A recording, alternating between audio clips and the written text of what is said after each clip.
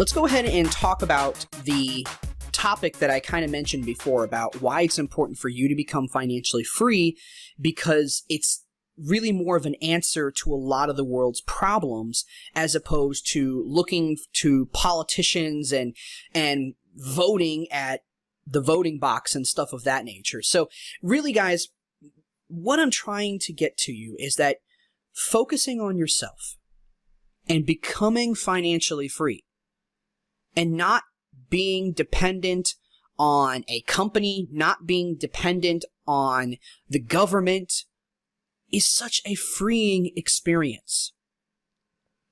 And ultimately, it's the only thing that's going to set you free.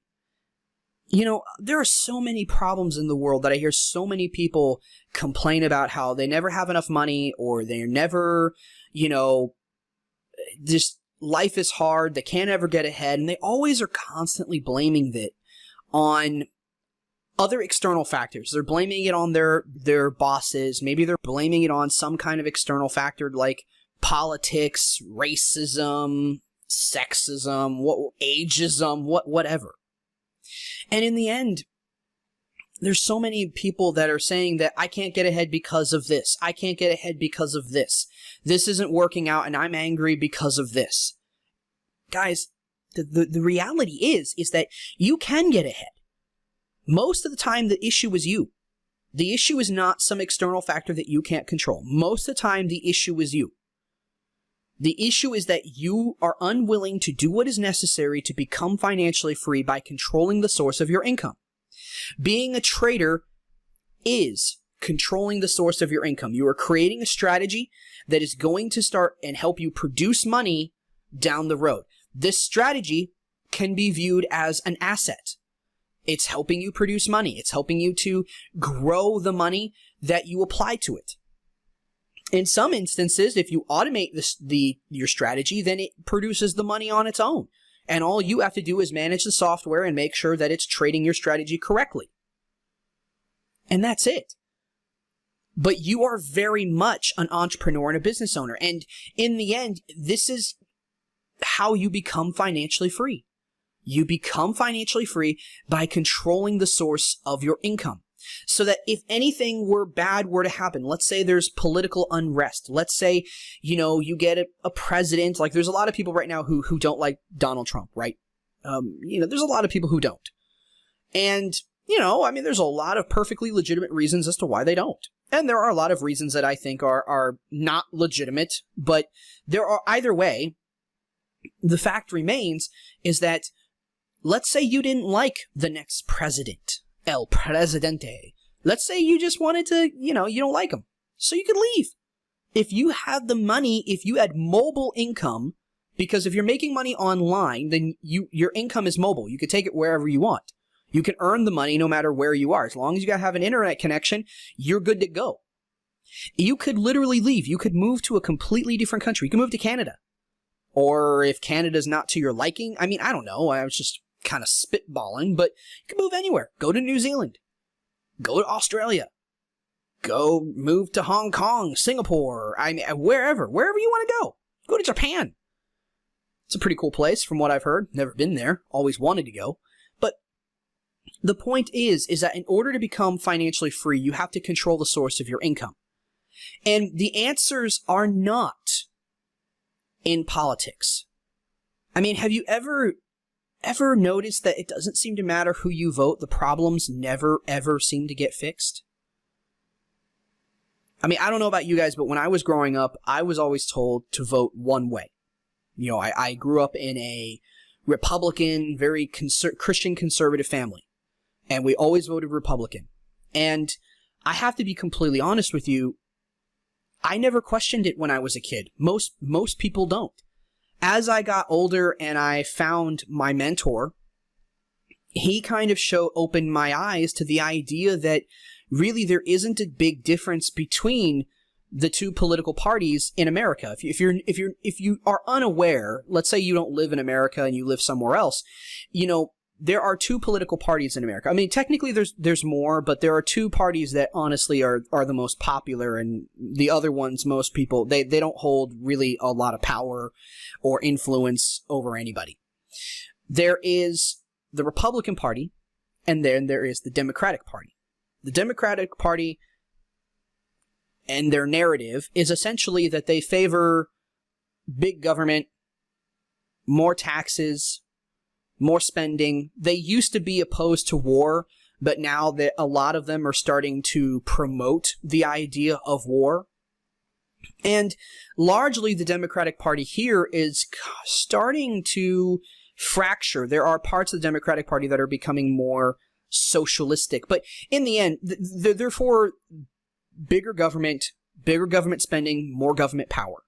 And the Republicans used to be for limited government, controlling government, preventing government from becoming too powerful, too strong.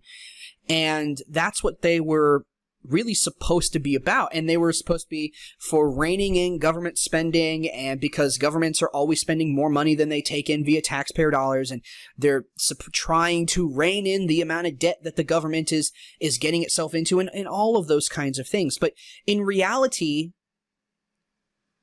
it turns out that Republicans and Democrats are pretty much the same. They have different rhetoric, they say different things, yes, but they are effectively the same. Both Republicans and Democrats both say different things, but they both increase the size and the scope of government, and they both increase the spending of government. If you look at it from a very basic viewpoint, they virtually both do the same. Some of the largest government spending sprees the government has ever gone on, government spending has almost always increased very high under Republicans, under Republican administrations. And the power and the intrusiveness of the power of government has definitely occurred more under Republican control as well as Democrats. I mean, President George Bush did the Patriot Act. He says he was protecting us against terrorists. But now they're constantly surveillancing the entire citizenry of the United States, the US of A. I mean, I don't know about you, but it doesn't necessarily seem like there's a difference between the two to me. I don't see that difference anymore. I see that they pay lip service to different things. The Republicans pay lip service to conservatism and free markets, but they never actually show that they're true believers or principled in that, because they never actually do anything to support those. Hardly. Sometimes they'll cut some regulations here and there, but for the most part, those regulations they cut can very easily be reinstated. And most of the time, they increase the size and the scope of government, the power of government, and they also increase the spending of government as well. So really, they're not conservative whatsoever. It's just they're paying lip service to something. Anyways, the point here is not about to give you guys a political lesson on the United States. And to be fair, on the podcast, we do talk about politics from time to time. It's not the main focus of the podcast, but we do talk about it, because when you're talking about economics, it's very difficult to talk about or to not talk about politics. Try talking about economics without talking about politics. It's very, very hard. So we do talk about politics, but it's not the major purview. But the podcast is called the Matthew Spositi Program. Here is the URL, the Matthew Spositi Program.podbean.com. I don't have an actual, this is the website that I have for it. It's not actually on my New Millennium Wealth website yet, largely because I haven't been able to get a podcast audio app to go on the website yet. I'm still trying to figure all that out. But the fact is that, I post stuff about trading here. I post stuff about what's going on in the economy. The next episode is actually going to be about the negative oil prices that we saw in the March, I believe it was the March. Yeah, it was, I want to say it was the March futures contracts. And we saw them dip below negative prices, and it's very bad. It can be a very bad economic signal, but I wanted to explain why that happened. So that'll be in the next episode. Make sure you tune in for that episode. Also, make sure, I only have 6 episodes right now. I don't have a ton. Go listen to them all. And if you like it, great.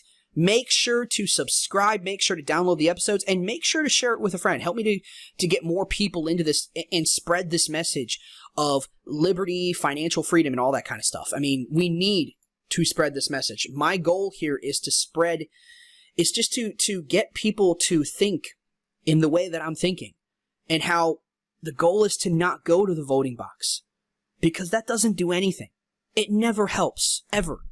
I mean, you're voting for essentially the same political party anyways, and it doesn't matter what country you're in. And this is virtually the same in just about every single country. All the political parties that are out there, they're all virtually the same.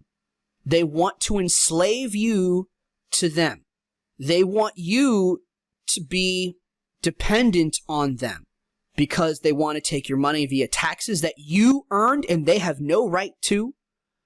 They want to tell you how you can live your life, how you should live your life, and they think you're apparently too stupid to figure that out for yourself. It doesn't matter what country you are in, guys. Governments are virtually all the same. But focusing on that and complaining about it constantly is not going to solve the problem. In order to solve the problem, you need to point the finger at yourself. Focus on yourself. Become financially free by controlling the source of your income so that you can essentially leave. You can control your fate. All right? That's ultimately what the podcast is all about, is controlling your destiny, controlling your fate. We are the captains of our fate. We are the masters of our soul. I believe that wholeheartedly. Sure, there are things that we can't control that do happen, but in the end, we can control our reactions to those situations. But the point here is that you're not going to be able to fix the problems through senseless regulations and voting. The only way you're going to be able to fix the problem is if you become financially free. So, yeah, I'm repeating myself, but that's generally the idea of the podcast, is to talk about economics so that we understand what the problems are, and then we also talk about in trading, investing, entrepreneurship, and really I like to lump all that up in just financial freedom. Financial freedom and economics is what we talk about, and we do occasionally talk about politics from time to time. I think sometimes I have a tendency to go on rabbit trails and definitely go on rants about politics because I'm very passionate about that as well. But in the end, it's not the main focus of the podcast. So if you guys are interested, go check it out. Make sure to hit that follow button, and also make sure to share the show. And yeah, I hope you liked this episode. If you did, give me a thumbs up, subscribe to the channel, and yeah, don't forget to share my YouTube channel. Don't forget to share my content. Let's get this message of financial freedom and individual empowerment to the rest of the world. I mean, literally, let's get it to as many people as we can. We need more people to start looking at themselves and start asking the question, what can I do to fix the problem? Not point the finger at somebody else and say, you need to fix the problem, or you need to fix the problem. We need to look at ourselves and ask, what can I do to fix these problems? And if I'm unwilling to do anything, then I need to stop complaining, because clearly it's not a problem if I'm unwilling to do anything about it. All right. Well, if you guys like that, I'll see you guys in the next episode. As always, know the risks, plan accordingly, and have a great day.